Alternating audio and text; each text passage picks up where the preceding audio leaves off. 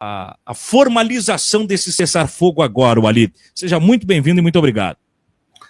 Obrigado, Thiago. Estou muito feliz de estar aqui com vocês, a Super Live de domingo do DCM. E, é claro, o principal assunto do mundo há 471 dias é esse extermínio, o primeiro genocídio televisionado da nossa história, o extermínio de palestinos na faixa de Gaza, que proporcionalmente supera todos os genocídios conhecidos, inclusive da Segunda Guerra Mundial. Só para nós termos uma ideia da importância, portanto, disso, a matança de crianças durante esse período, 471 dias, foi de 9.898, quase 10 mil crianças palestinas em Gaza por milhão de habitantes do território. A Segunda Guerra Mundial, que foi a guerra mais mortífera da história, durante 6 anos, as crianças exterminadas foram 2.813 por milhão de habitantes. Então, isso quer dizer que, lamentavelmente, o extermínio de crianças, que é um grande parâmetro do que é um genocídio, é o maior de todos os tempos e supera o da Segunda Guerra Mundial em 3,5 vezes. Uma outra comparação que eu acho muito pertinente para dizer, para nós entendermos o que é um genocídio e o que é uma guerra de extermínio, o que é uma guerra entre 2 exércitos, 2 forças, 2 países. Eu sempre gosto do dado que a gente levantou para quando completaram 2 anos da guerra Rússia e Ucrânia, 2 estados soberanos, 2 exércitos, em novembro, final de fevereiro do ano passado, quando completou 2 anos. Eram acredite, Tiago, 2,5 crianças por milhão de habitantes. Quer dizer que Estados Unidos e Israel exterminam 4.000 vezes mais crianças por milhão de habitantes que a guerra Rússia e Ucrânia, tomando, claro, a população dos 2 países em conflitos somados. Essa é a diferença entre uma guerra de extermínio e uma guerra convencional entre 2 países que têm 2 exércitos.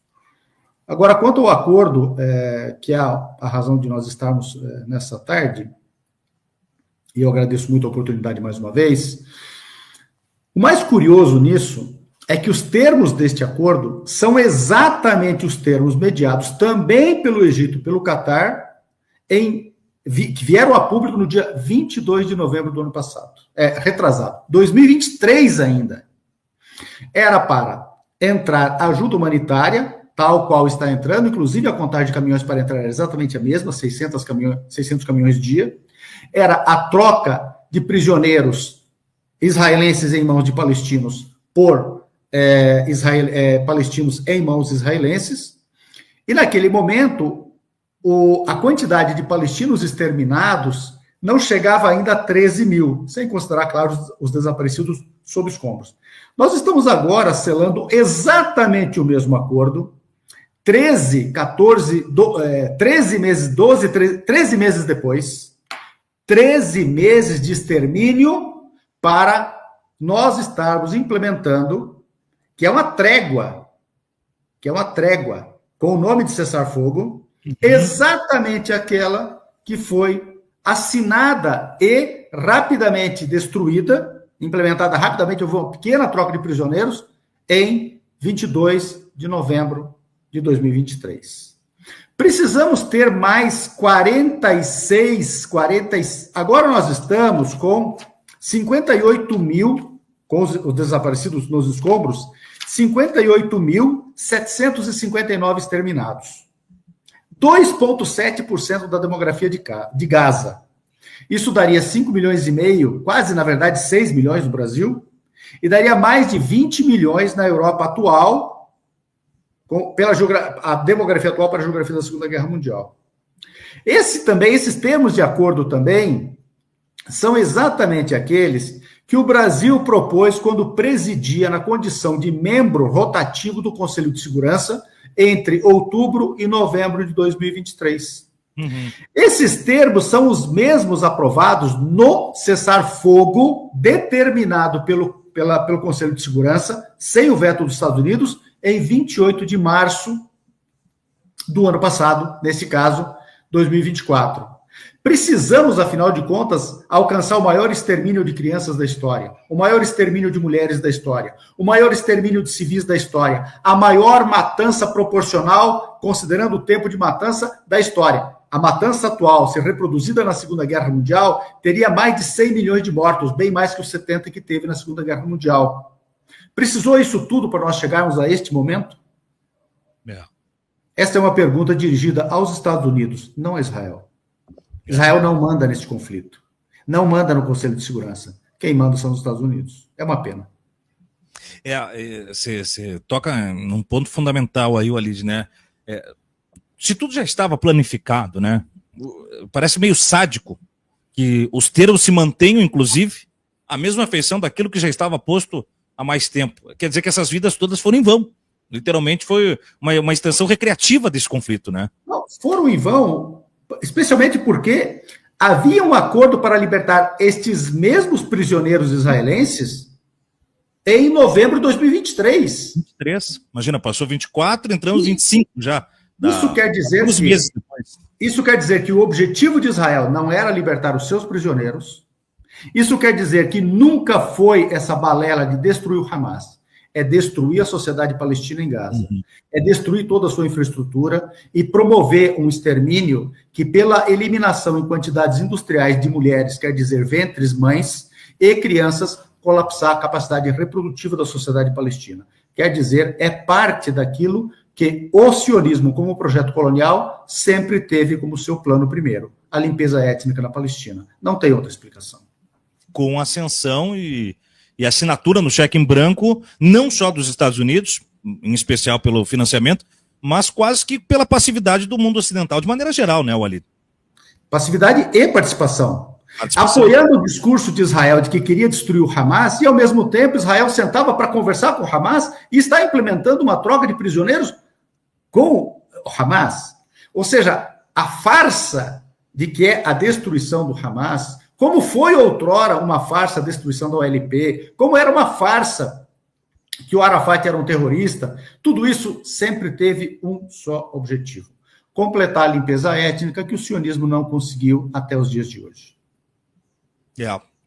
Agora, se os termos são esses que você traz, Walid, para a gente que já estavam colocados à mesa por uma série de negociadores, por que o Donald Trump se arrogou como o grande mediador desse atual momento de cessar-fogo? Por que ele avocou para si, sendo que os termos já estão postos por outros atores? E mais, quando ele dá a declaração, né, quase que num autoelogio, se colocando no patamar de professador da pacificação do conflito em momento, e no dia seguinte o acordo já foi por água abaixo e Israel promoveu mais uma matança, isso não é a fragilização do discurso do próprio Donald Trump como o cara que realmente chegou metendo o pé na porta para trancar o conflito de momento? Eu sei que muita gente detesta o Donald Trump e eu não tenho nenhuma razão para dizer que ele é uma pessoa adorável. Pelo contrário, há uma troca de genocida de plantão. Mas por que o Trump pode dizer isso e pode fazer isso? Primeiro porque ele vence a eleição e já diz desde o começo que isso tem que acabar e que não sei o que lá. Primeiro. Não era negócio para ele disse. Segundo, porque esse genocídio é democrata, é do Biden. O Biden gastou mais de 1/3 do seu mandato promovendo esse extermínio. Durante a Segunda Guerra Mundial, antes da Segunda Guerra Mundial, os nazistas governaram a Alemanha por mais ou menos 12 anos e meio. Menos de 1/3 deste período, claro, eu não estou aqui dizendo que a Alemanha nazista, o partido nazista, não era supremacista, racista, desde o primeiro dia, desde que nasce, antes de chegar ao poder. Assim como Israel e o sionismo, desde que nascem, assim como o regime de apartheid na África do Sul, desde que nasce. Entretanto, a denominada solução final começa a ser aplicada na prática em agosto de 41. Quando nós vamos de agosto de 41 até a queda em maio, junho dos nazistas no poder, nós temos menos de 1/3 do período de mandato de poder dos nazistas na Alemanha, gerindo a solução final. Isso não quer dizer que eles não perseguiam os judeus antes, os deficientes, os ciganos, os próprios eslavos, que eram destinatários do ódio da ideologia nazista, etc. Mas veja, o período de mandato, de exercício de poder do Biden, levando a cabo um plano de extermínio, é superior proporcionalmente ao período que os nazistas levaram aplicando a chamada solução final, a designada solução final. Outro dado fundamental que nós devemos resgatar historicamente, até tem um artigo que eu assinei com esses dados bem pormenorizados, de 1916, quando acontecem os acordos secretos entre França e Inglaterra de Sykes-Picot, em que eles definem implementar o lar nacional judeu na Palestina, quer dizer, tornar a Palestina sem palestinos e judaizá-la para colocar em seu lugar estrangeiros que fossem reunidos por esta fé religiosa, depois passando por 17, a Declaração Balfour, que os britânicos prometem, depois 1920, a Conferência de San Remo, que determina que os ingleses tornarão a Palestina judaica, depois 22, quando aprovam o chamado Mandato da Palestina, em que a Liga das Nações legaliza isso. Depois, 36 a 39, a guerra colonial inglesa contra os palestinos, a destruição da resistência palestina. Depois, 47 e 48, a limpeza étnica da Palestina, conhecida como Nakba. Depois, 67, a Nakba, conhecida também como Guerra dos 6 Dias, em que o restante da Palestina é tomado por Israel.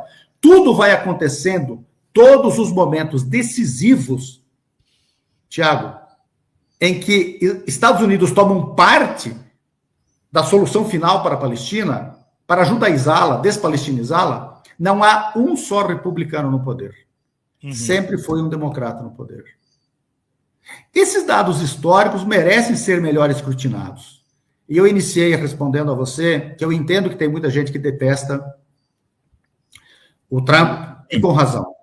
Mas está na hora de este Ocidente envernizado, cult e de vernissagem, representado pelo Partido Democrata, e que muitos brasileiros adoram, acreditando que é esquerda, está na hora de ser revisto.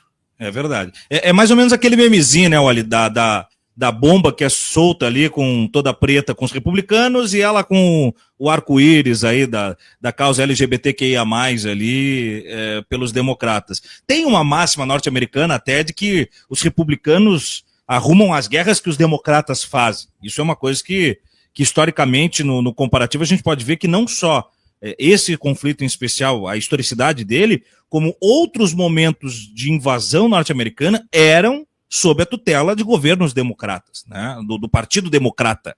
Né? Então eu concordo com você, são faces da mesma moeda.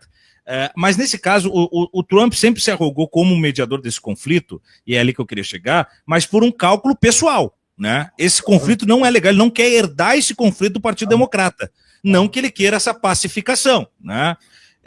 Porém, ele assume amanhã, oficialmente. Ele já está ditando as cartas, até pela anomia de um governo que largou as rédeas muito antes de acabar, que foi o do Biden, né? Mas o que efetivamente o Donald Trump pode implicar na narrativa dessa tomada de lado com o sionismo de Israel? Porque aparentemente, como você disse, né, Walid, é um cessar-fogo, a gente pode dizer que é um intervalo, né? É apenas um intervalo. Tem primeiro tempo de guerra, intervalo, não quer dizer que a partir do momento em que o cessar-fogo esteja terminado, isso não vá até se dilatar com o apoio norte-americano. Como é que o Trump vai lidar com isso? Bom, primeiro, eu acho que a tua colocação ela merece uma resposta mais decente também. Veja, o Biden está encerrando o seu período genocidário dizendo que ele alcançou a paz na Palestina e que agora cumpre ao Trump implementá-la. É cômico, né? Como é bom o manuseio das frases soltas que colam do jeito que colam, né? Um vai dizer que está implicando a paz, o outro está dizendo que entregou a paz. E, ao fim e ao cabo, morte todos os dias. É cômico. É trágico, né? E cômico. Trágico. Então, agora, como é que o Trump vai agir? Primeiro, me parece que nós já temos um mandato do Trump para analisar como ele agiu com a Palestina. Ele reconheceu a totalidade dos territórios anexados por Israel, Jerusalém, por exemplo, tornada capital no mandato Trump, tornada capital de Israel na sua totalidade.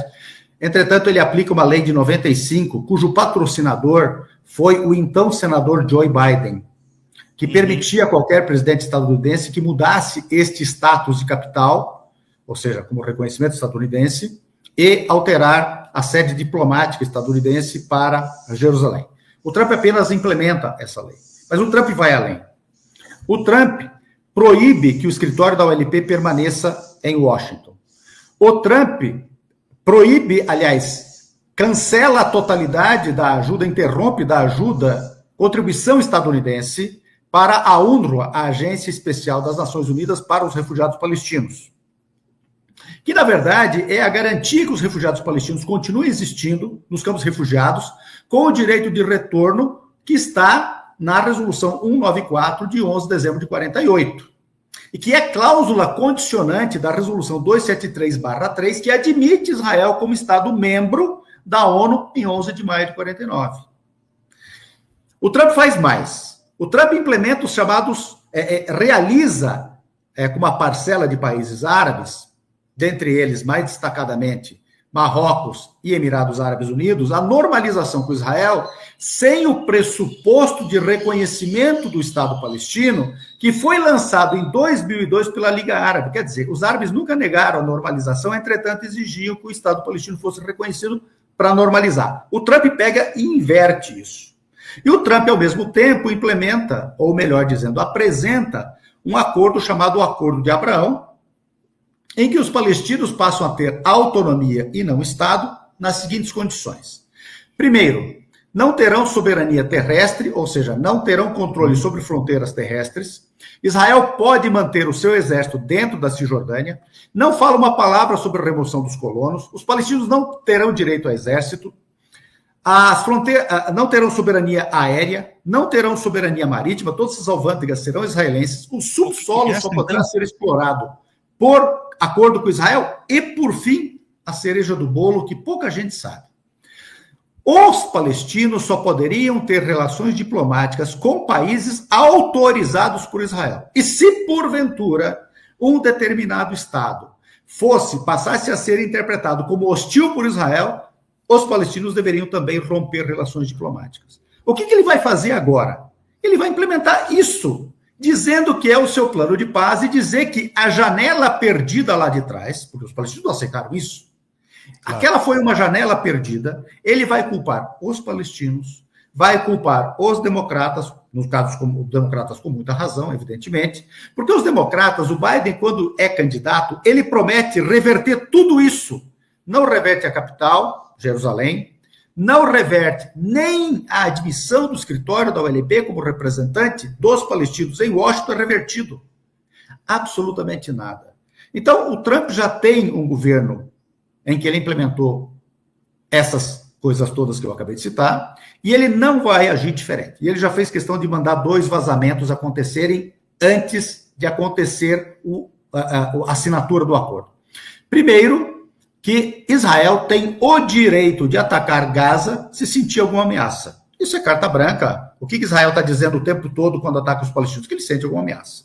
Claro. E também fez questão de vazar que ele continuará apoiando a segurança de Israel na Cisjordânia, dos cidadãos que ele diz ser israelenses na Cisjordânia, quer dizer, os colonos, que em Oslo, em 93, eram 160, 170 mil, e hoje se aproximam de 800 mil, inviabilizando um futuro Estado palestino na ideia de 2 estados que foi inaugurada em Oslo.